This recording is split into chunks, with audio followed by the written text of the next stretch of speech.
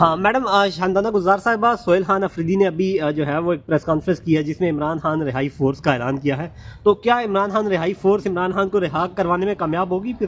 بسم اللہ الرحمن الرحیم. جس طرح آپ کو یاد ہے، آج سے 7 دن پہلے علامہ راجہ ناصر عباس صاحب اور اچکزئی صاحب نے جو اشعیہ دیا تھا، تمام پولیٹیکل پارٹیز اس میں تھیں، تمام جرنلسٹ بھی تھے، تمام صوبوں سے لوگ آئے تھے. وہاں پہ وہی فیصلہ ہوا کہ جب تک خان صاحب کی آنکھ اور ان کی صحت کا مسئلہ حل نہیں ہوگا، ہم دھرنا دیں گے پارلیمنٹ ہاؤس کے باہر. سر آپ کو یاد ہے ریڈ زون بلاک ہو گیا اور یہ دھرنا 3 حصوں میں ٹوٹ گیا. جمعے کی نماز کے قبل یہاں پہ پارلیمنٹ لاجز میں MNAs MPs کو لاک کیا گیا، ان پہ جسمانی تشدد کیا گیا. اس طرح شفقت عوان کو اٹھا کے وہاں سے لے گئے.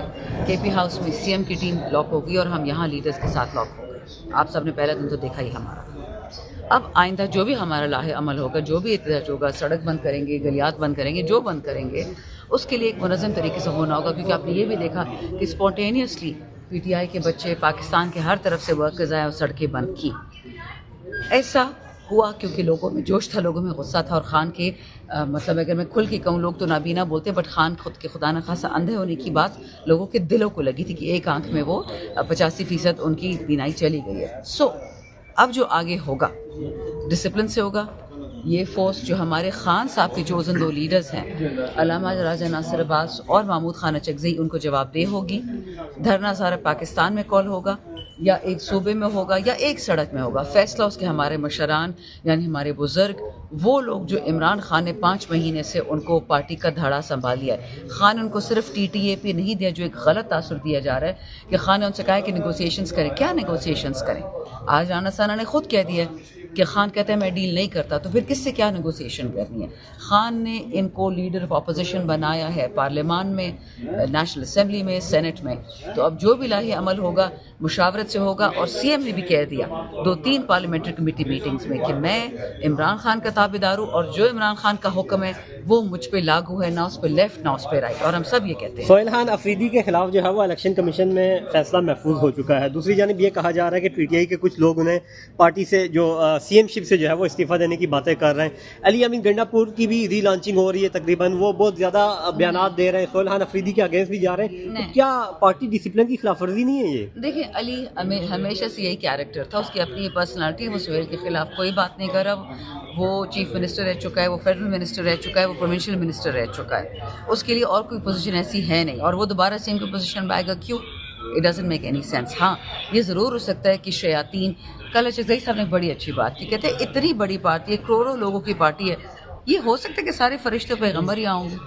غلط بندہ نہیں گھس سکتا، غلط آدمی غلط بات نہیں کر سکتا، کیوں نہیں کرے گا؟ اور جیلسی اور یہ کیا چیز ہے، کیا بولتے ہیں، آئی ڈونٹ نو اردو میں جیلسی کو کیا بولتے ہیں، یہ بغض جلن. دیکھیں یہ تو ہمارے پیغمبر علیہ السلام صلی اللہ علیہ وسلم پہ جادو ہوتا تھا، سورہ فلق اور سورہ ناس اس کے لیے پھر قرآن میں نازل ہوئی تھی، ان کے سر میں درد ہو جاتا تھا. یہ تو دنیا کا ایک پرانا چکر ہے کہ بھائی میں نے خود پہ تو محنت نہیں کرنی، بٹ تو میں گرا کے رہوں گا. تو یہ اگر سہیل کے ساتھ ہو رہا ہے، وہ تگڑا بچہ ہے، وہ سنبھال لے گا ہر چیز. نہیں، یہ کہہ رہے تھے کہ کچھ لوگ ہیں جو سے کہہ رہے کہ تم ریزائن کرو، آپ کے خلاف فیصلہ محفوظ ہو گیا. تو ہو گیا، ہم کیا کر سکتے ہیں؟ سہیل ایک ڈیسنٹ لڑکا ہے. سہیل کے آبائی گاؤں تیرا میں کیا کیا ان لوگوں نے، آپ نے دیکھا نہیں؟ اور جو پبلک پریشر آئے، پھر انہوں نے جھوٹ بولا کہ جی ہم نے تو آپریشن کرنا نہیں تھا. یہاں فلور آف دا ہاؤس پہ کہتے جی ہم تو دھڑلے سے آپریشن کریں گے، اور 3 دن بعد وہ 3 بیٹھ کے کہتے جی ہم نے تو کہا ہی نہیں کہ آپریشن ہوگا. یہ ہوتا ہے عوام کا پریشر. انہوں نے سہیل کے ساتھ کیا کیا نہیں کیا. 3 بچے فریز ہو گئے تیرا میں اس سردی میں آتے ہوئے. ان عورتوں کی بددعائیں آپ نے سنی تھی، کہتے جو ہمارے ساتھ کر رہے جھولی اٹھا کے آپ کے بچوں کے ساتھ اللہ سے کرے. آپ کیوں پاکستانیوں کے مسلمانوں کی بددعاؤں کے مرتکب ہوتے ہو؟ ادھر فلسطین آپ کو بددعا دے رہے ہیں، ادھر پاکستانی مسلمان دے رہے ہیں، آپ جا کہاں رہے ہیں؟ اور نعوذ باللہ یہ مت سمجھے کہ آج کل ٹیلی فون آ گیا ہے، TV آ گیا ہے تو اللہ بدل گیا. یہ وہی اللہ ہے جو موسیٰ علیہ السلام کے ساتھ کھڑا تھا، ہمارے نبی پاک کے ساتھ کھڑا تھا. اللہ نہیں بدلا. آپ پہ ایسی اللہ کی بے آواز لاٹھی آئے گی، اب کئی کی نہیں رہو گے. تو اپنے اعمال بدلو، پاکستانیوں کو، مسلمانوں کو تکلیف مت دو.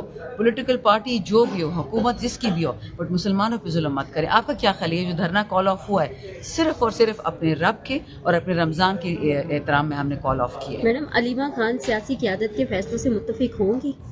بیٹا دیکھو، اگر وہ سیاسی قیادت کے فیصلوں سے متفق ہوگی تو یہ ایک خوشائن بات ہوگی. لیکن اگر وہ اچکزئی صاحب اور علامہ راجہ ناصر عباس سے متفق نہیں ہوتی تو اس سے ان کے فیصلے نہیں بدلتے، کیونکہ وہ کریں گے جو ان کو عمران خان نے کہا ہے. میں بار بار کہتی ہوں علیمہ خان ان کی بہنیں ضعیف ہیں, غیر سیاسی ہیں, جذباتی ہیں, تکلیفیں گزاری ہیں, جیل گئی ہیں.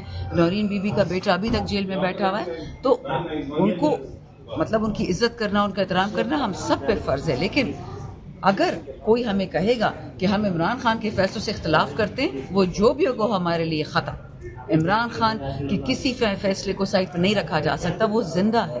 اور جو لوگ چاہتے ہیں کہ خدا نہ خواستہ خان کی آنکھ بند ہو, میں اب روزے میں تو روزہ ہے, میں تو کسی کو بددعا نہیں دے سکتی, لیکن جو خان کا خیر خواہ نہیں ہے, جو خان کا دشمن ہے, اللہ تعالیٰ اس کے پیچھے. اچھا میڈم, اڈیالہ کے باہر یہ خبریں گردش کر رہی تھیں کہ قیادت کی جو ہے وہ کل ملاقات ہو جانی تھی, مگر علیمہ خانم کی جو کال تھی کل اڈیالہ کے باہر کی, وہ سب سے بڑی رکاوٹ بنی ہے قیادت کی ملاقات میں. آپ کیا سمجھتی ہیں؟ I don't believe that. بیٹا 5 مہینے سے کوئی نہ کوئی بہانہ چلتا ہی رہتا ہے. آج اس لیے نہیں ملے, آج اس لیے نہیں ملے, آج اس لیے نہیں ملے.